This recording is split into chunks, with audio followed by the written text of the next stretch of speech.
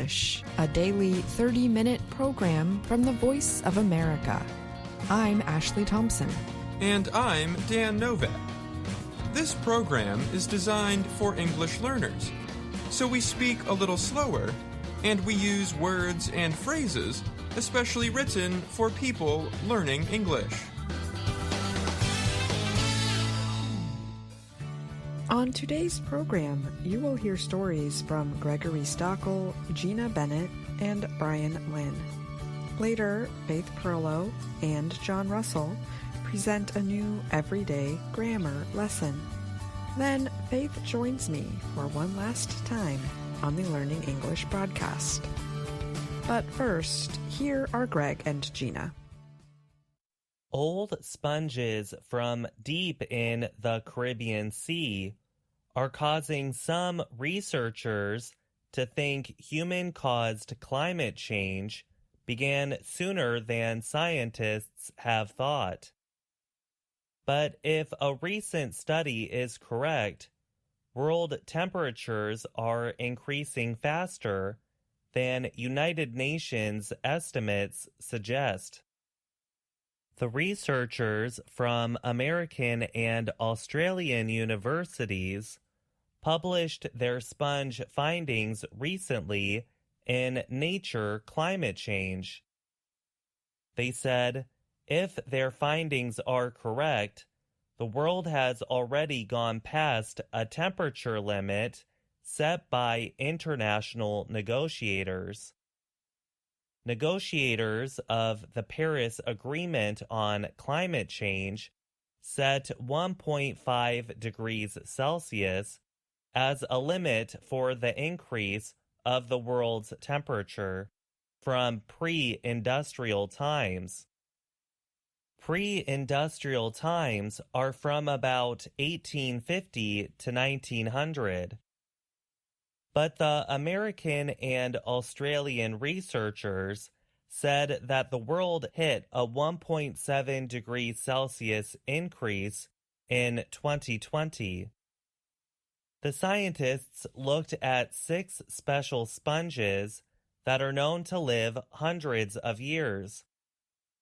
They examined the sponges' growth records to find very small levels of the elements calcium and strontium.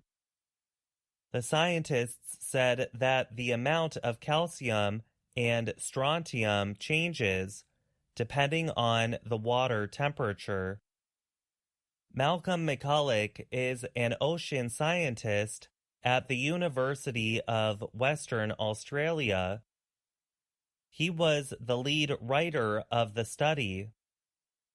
McCulloch noted that the currently accepted temperature estimates for the 1850 to 1900 period were too high.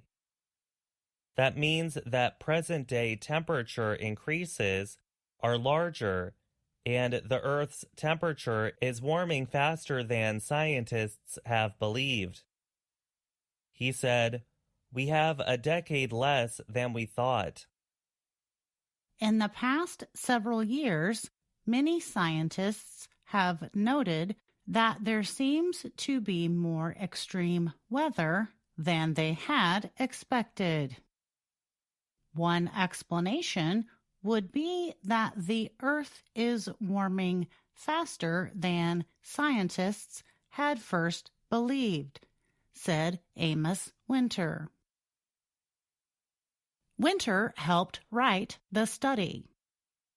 He is an ocean scientist at Indiana State University. He said the study supports the theory that climate change is quickening.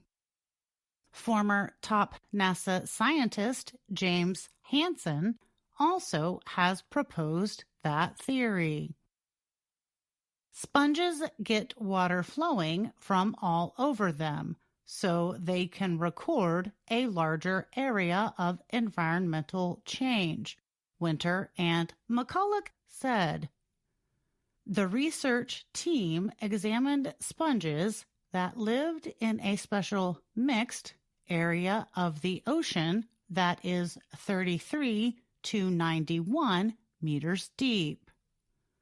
The researchers were able to estimate nearly the exact atmospheric temperature of the Earth from the amount of calcium and strontium in the deep sea sponges. Their results were different from the scientifically accepted temperature estimates used by the United Nations Intergovernmental Panel on Climate Change, or IPCC. The IPCC temperature estimates are the basis for the UN temperature goals. The Nature Climate Change Study finds that the mid-1800s were about half a degree Celsius cooler than believed. It also found that warming from heat-trapping gases started about 80 years earlier than the measurements the IPCC uses. IPCC numbers show warming started just after 1900.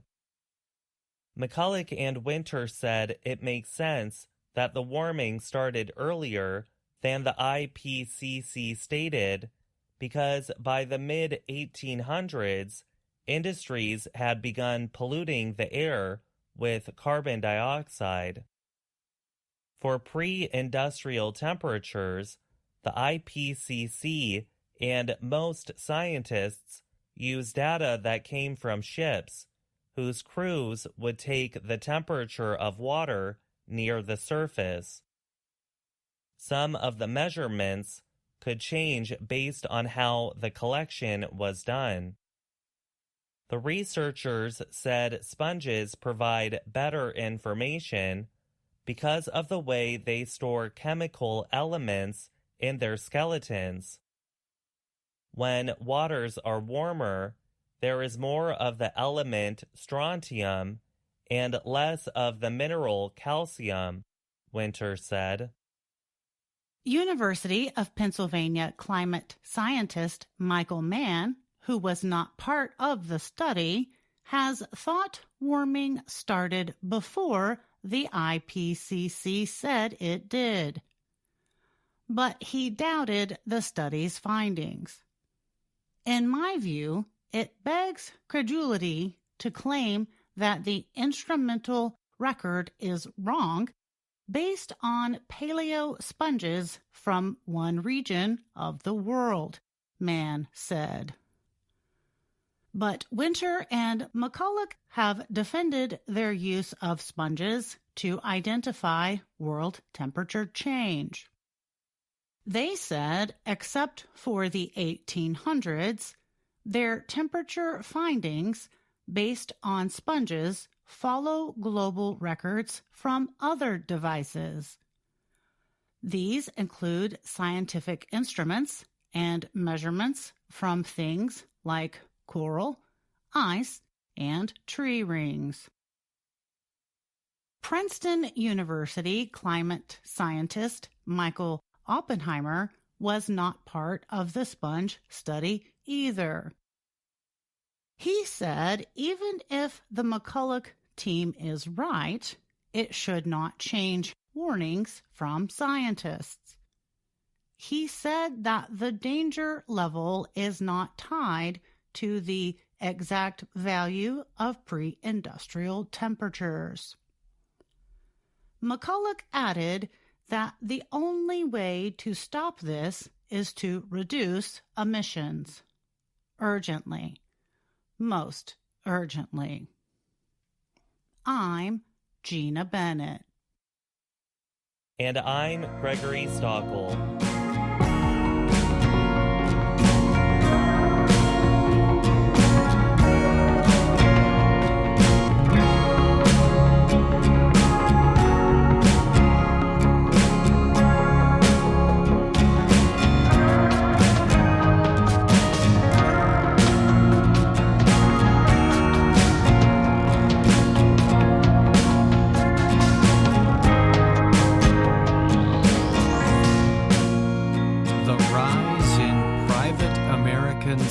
space missions has led to increasing calls for rules on what can be transported to the moon.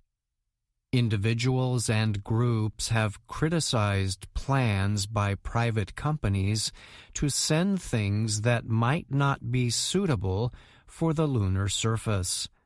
The proposals came from companies that have contracts with the American Space Agency, NASA, to provide spaceflight services and carry equipment and supplies to the moon.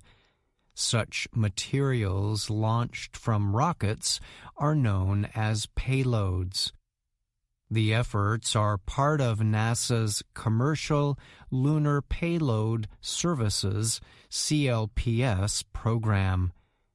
It aims to hand over the nation's major space missions to private companies in an effort to reduce costs. The CLPS program plans to send several landers to the moon in the coming years. The landers will be carrying instruments and exploring tools to help humans learn more about the moon and its surroundings. But some missions also plan on sending human remains or goods that could be used in advertising. Leslie Tenen is a lawyer who specializes in international space law. She told Reuters news agency, "We're just at the beginning of exploring the moon, and we need to be careful we're not contaminating it." She said she thinks care should be taken to prevent the spread of what she calls litter on the moon. Last month, one privately built lunar lander aimed to touch down on the surface of the moon. But the spacecraft, called Peregrine, developed a fuel leak shortly after launch and did not make it to the moon. The company that built Peregrine is Astrobotic Technology of Pittsburgh, Pennsylvania. The lander was loaded with 20 research experiments involving 7 different countries, but it also carried other materials. These included numerous containers of human remains, a piece of rock from Mount Everest, a physical Bitcoin, and a can of the Japanese sports drink Pocari Sweat. Among the remains were ashes of famous space lovers Gene Roddenberry and Arthur C. Clarke.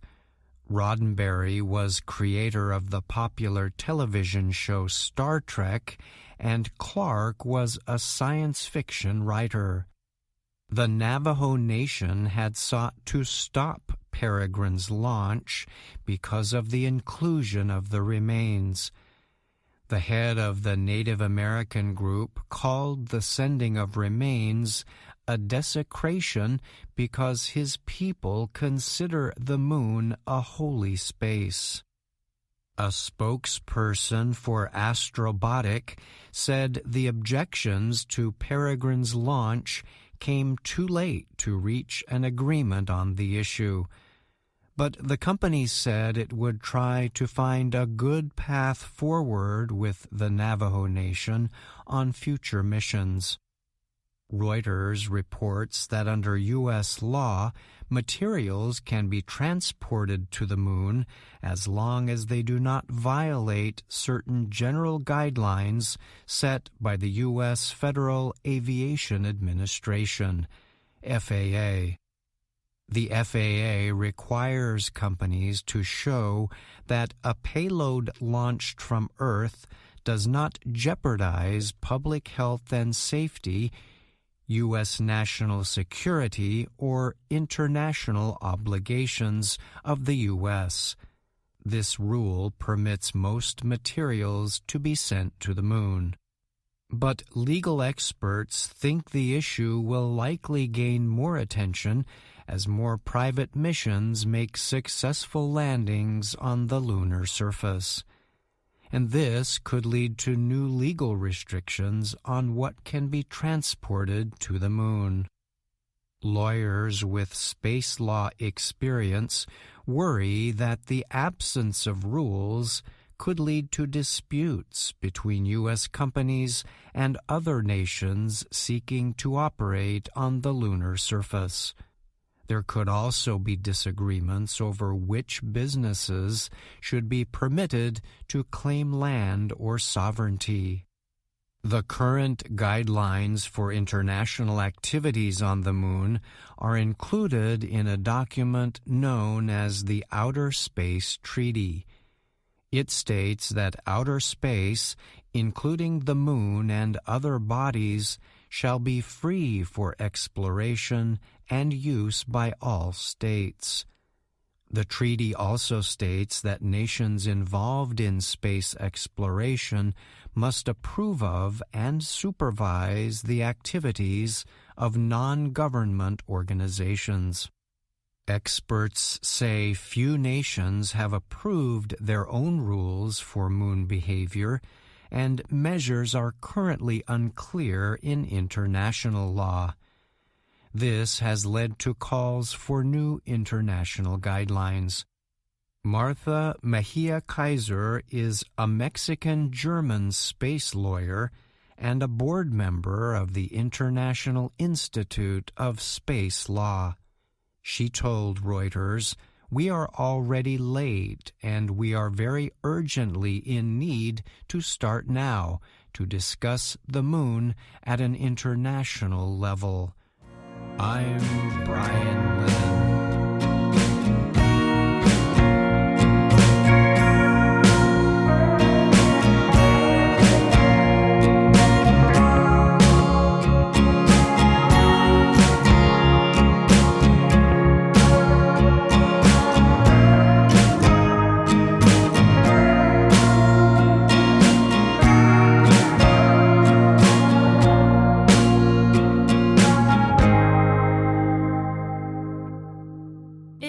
Never easy to say goodbye, but, at least in English, we have many ways to do so. For my final everyday grammar, I want to share the many ways to say goodbye in English. There are polite or formal ways. There are also ways we can say goodbye in everyday conversation, including fun slang that you can use. Goodbye is believed to have come from the expression, "God be with ye," about 500 years ago. Ye is an old form of you. Over time, God became good. Today, the expression is for wishing someone well when you are leaving. Goodbye is probably the most common way to say this. Shorter forms include bye and bye-bye. If you enjoy the 1990s pop band NSYNC, you can say bye-bye-bye. It might sound crazy, but it ain't no lie. Baby, bye-bye-bye. When you part with someone and you want to wish them a good time, you can use this general structure: have plus a plus adjective plus period of time. Have a good night. Have a wonderful weekend. Have a nice day. Have is in the imperative form of the verb. The imperative form gives instructions, directions, or commands. Imperative sentences use the base form of the verb. If parting ways with someone during the nighttime, we combine good with night to wish someone a good night. We use this expression usually when going to sleep at night. I always say good night to everyone in my house before bedtime. We use other command forms in formal settings to say goodbye. Take care of yourself is meant to wish someone physical or emotional health. If we have enjoyed our time with someone, we can say, "It was a pleasure speaking with you." It plus form of be in present or past tense, plus article and noun or adjective, plus gerund, plus with you. It was great seeing you this weekend. We can also say that we look forward to seeing or speaking with someone. This expression suggests hope for the future. I look forward to our next meeting. I look forward to seeing you then. I look forward to speaking with you. Shorter forms of this expression include a sentence with will. I will see you then. See you then. Speak to you then. When speaking with friends and family, you can use informal ways to communicate leaving. Shorter forms like see you are said even more conversationally when you becomes ya in fast speech. We can combine the expression with an adverb to say when we will see someone in the future. See you soon. See you later. See you around. Catch you later. Catch you later. To express a similar meaning, we can use a prepositional phrase with until. There is no subject or object, just the preposition is used. Until plus time expression. Until then. Until Tuesday. Until next week.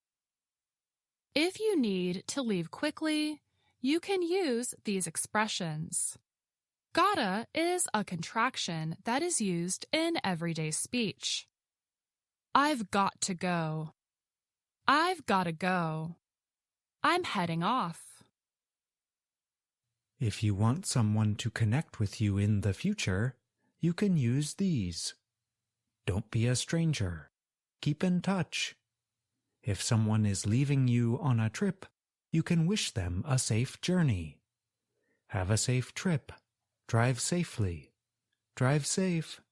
Safe travels. Note that in drive safe, safe is what is sometimes called a flat adverb. These are older adverb forms in English that do not use the ly ending. Phrases sleep tight or go slow are examples. Another expression that uses a flat adverb is take it easy. And lastly, if you must leave quickly, you can use the expression I've got to hit the road. I gotta hit the road. We often use it when we are going to drive somewhere, but we can use it for other means of travel. Finally, we have a few slang words that are used very informally in speech, especially by some groups of people. Slang is often spoken by young people and is generational, meaning that each new generation has its own slang. Remember, using slang is very informal and not a good idea in groups of people who are of several different age groups. From the expression, see you later, we get the one-word slang expression, later. You can use this word by itself or with the person's name. Later. Later, John.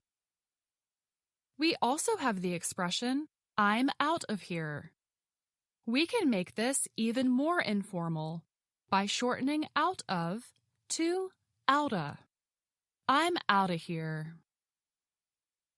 One of my favorite expressions was often heard in 1990s and early 2000s hip-hop music. Bounce. According to Urban Dictionary, to bounce means to leave and go somewhere else better or quickly. A song by Destiny's Child, Say My Name, uses this expression. See you gotta bounce when 2 seconds ago you said you just got in the house. In today's Everyday Grammar, we talked about different expressions we can use to say goodbye. Many goodbye expressions in both formal and everyday language use the imperative form. We also looked at some fun slang words for goodbye. I wanted to thank our audience for the past 2 years here at VOA Learning English. This might not be goodbye. Maybe it's just see you later. Take care.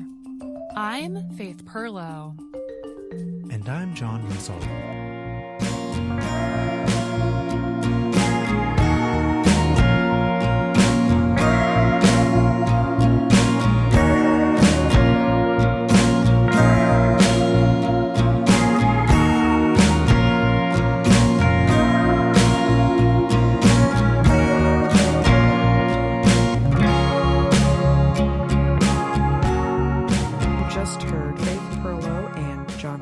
Present this week's Everyday Grammar lesson. Faith is here now to talk more about it. Hi, Faith. Welcome to the show. Thanks, Ashley. This will be my final chat with you. I am moving on from VOA to teach again in a classroom.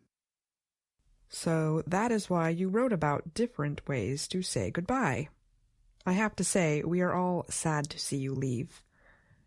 Different situations call for different ways to say goodbye. Sometimes the situation is very formal and calls for more professional ways to say goodbye. But if you know the person well, you can use more informal expressions, even silly ones. Silly ones?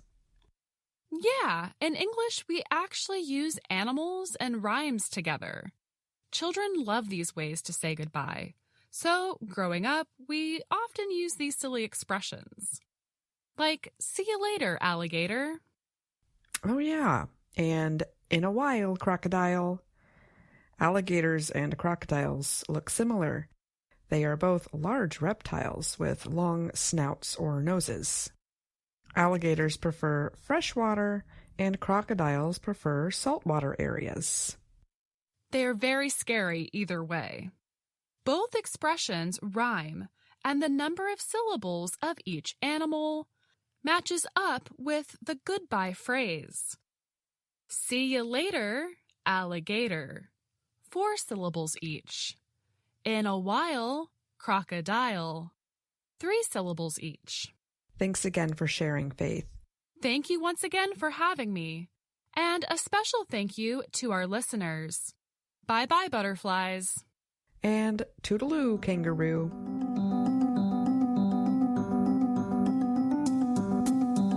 And that's our program for today. Join us again tomorrow to keep learning English through stories from around the world. I'm Ashley Thompson. And I'm Dan Novak.